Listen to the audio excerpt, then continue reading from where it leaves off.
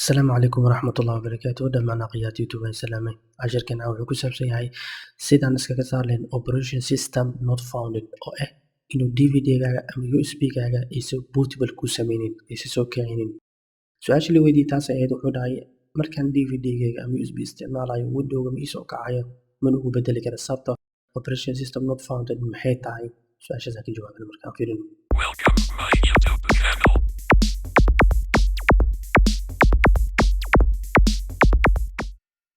markaan hadda waxaan isticmaalayaa firmware workstation ayaan isticmaalayaa sababtoo ah ciladan waxa u arkaysaa marka firmware furtid windowga kusoo kaca wuxuu ku leeyahay operation system not founded sababta booting failka kumaba diyaarsanaba sababta laakiin dvd-ga markaad gelisid ama usb-ga uu ku jiraa desktopka hada ka furtid folderka fur oo ujeedaa failka booting wuu yaalaa failkiisa waa kasaa etsf bootingka kadibna ku qoran ms-dos mujeedid marka waxaad ogaanaysaa iska soo xir waxaad ogaanaysaa failka marka horeba kuguma diyaarsan hadduu iso ku ahay sidaan kugu diyaarsan iso-gaaga waxaa lagaga baahanya inaad double click siisid mujeeda waxa ku qoran non bootable image ma kusoo kacaya windowga shutdown samaysid booting restart ku samaysid kulli kuma qaadanaya windowga dvd-ga leg waa ku jira USB ku jira laakiin ma kuu shaqeyn sababta inuu shaqeyna maxay tahay marka hore waa ina kan hadduu ahay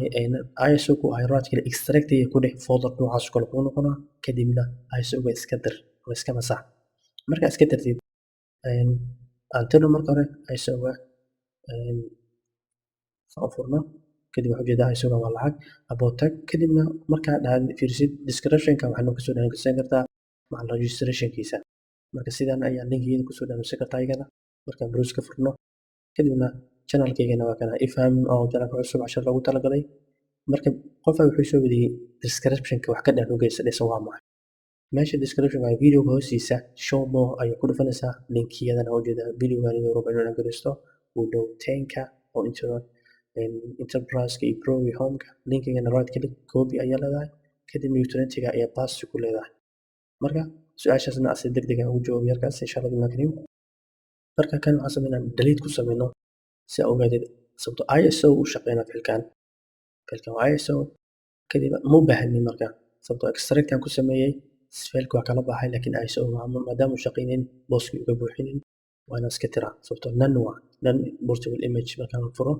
kadibna delete ayaan ku sameynaa kadibna empty-da meesha iska tir yes dheh kadib waxaa u baahan tahay markaan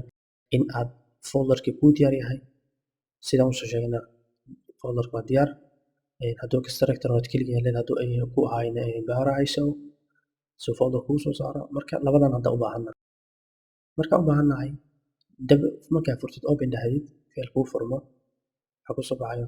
create fail and folder create image fail from fail and folder waa ujeedaa sidaan kusoo baxayso waa furaysaa kadibna fail ma dooranayso waxaad dooranaysaa browse ayaa dooranaysaa kadibna windowgaaga meesha ku yaalay ana desktopka u yaalaa kadibna windowgaaga soo dooranaya meesha ayuu ku yaalaa kasoo dooranaysaa kadibna selective folder ayaa leedahay qaybka labaad waxaa raacaysaa advance aad tegaysaa kadibna boot disk ayaa tegay kadibna jeega meeshaas ayaa saaraysaa kadibna browse-ka ayaa tegaysaa failka meesha ku yaala windowgaaga ayaa tegaysaa kadibna windowga furaysaa kadibna bootinga folderkaa fure kadibna failkii ayaa soo qaadaysaa oo meesha kugu diyaarsanay oo ms-dos-ka ahay kadibna double click aa leedahay ama open aa leedahay meesha foga waxaa ka dhigaysaa 8 ama 8 kadibna meesha ku save garee leedahay dooranaysaa desktopkaana ku save gareynani adina meesha ratid kadibna save ayaa leeyahay si aan u save gareeyo markaa save gareysid aniga sababtoo ah window 8kii ayuu magaciisa hada gudaha u galay kadib yes ayaan leeyahay wax yara sugaysaa kadib yes ayaa leedahay kadib mar kale kaa dalban haddana kadib yes ayaa leedahay marka windowga wuxuu diyaarinayaa inuu ka bedelo inuu u bedelo aan leeyahay iso-gaaga diyaarkaaga dhigo ujeeda hadda uu soo diyaarin u wadaa waqti badan adiga waxay qaadanaysaa ugu yaraan 10 daqiiqo meelahaas ayay qaadanaysaa waxaan isku daynaa inaan waqtiga soo yareyno successful complete waa la dhameeyey ku leeyahay kadib okay ayaa leedahay waa dooranaysaa kadib markaad doortid iska soco barnaamijkan hadda ma u baahnin waa ka dhamaysanay kadibna failkeenii iso banaanka dhigano hadda dib folderka u furno saa u arkno si wax laiskugu qalda haddana ujeeda folderka banaanka inuu yaala ISO-geena folderkana kuma jiro ISO-ga marka double click siisid maxaa ku qoran meeshaas fiiri bootable image awla nan ayuu ahaa haddana waa bootable image kadibna VMware-keen ayaan furanaynaa workstation-ka marka dib furno sababta barnaamijka markaas wuxuu ku anfacayaa windowyada iyo Linux iyo Ubuntu-ga kulliga ku baranaysaa waa barnaamij aad u fiican oona lacag laakiin $200 waa saddex meelahaas waa $100 laakiin asagoo linkigiisa diyaara description-ka u yaala waa samaysan kartaa dhib malaha sababtoo ah markaa fiirisid about-ka fiirisid waxaa loo isticmaali karaa 12-ka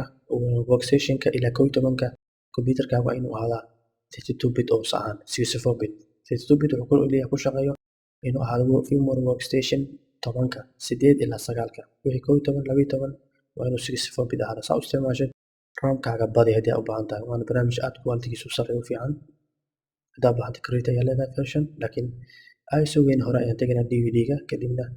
link browse ayaa leedahay meeshaan desktop-ka ayaan tagaa u yaalaa adi meesha u yaalaa tagaysaa kadibna ISO-gaaga soo dooro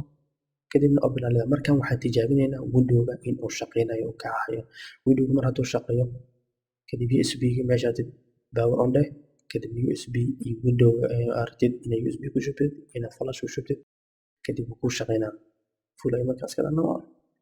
laakiin barnaamijkan oo sharaxan hayaan iska dhaho barnaamijkan oo sharaxan tafaasiilsan insha Allah waa soo geli doonaa isagana kadibna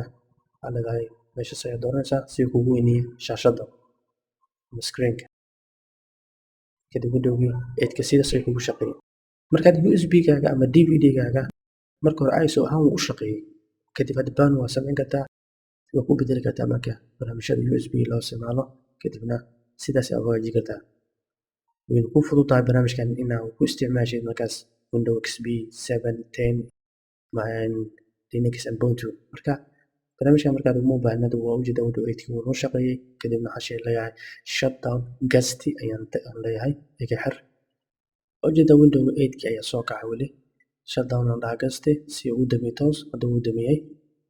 marka insha Allah laakiin waxaan rajeyni doonaa inaad ka faa'iideysan doontaan markaa fiirisid dib ugu laabatid bootinka uu ku shaqeynaa DVD-gaaga iyo USB-ga hadda waa ku diyaarsan kartaa meesha artid insha Allah ka faa'iideysi wanaagsan su'aashina ka jawaab rajeyna السلام عليكم ورحمة الله تعالى وبركاته وجزاكم الله خيرا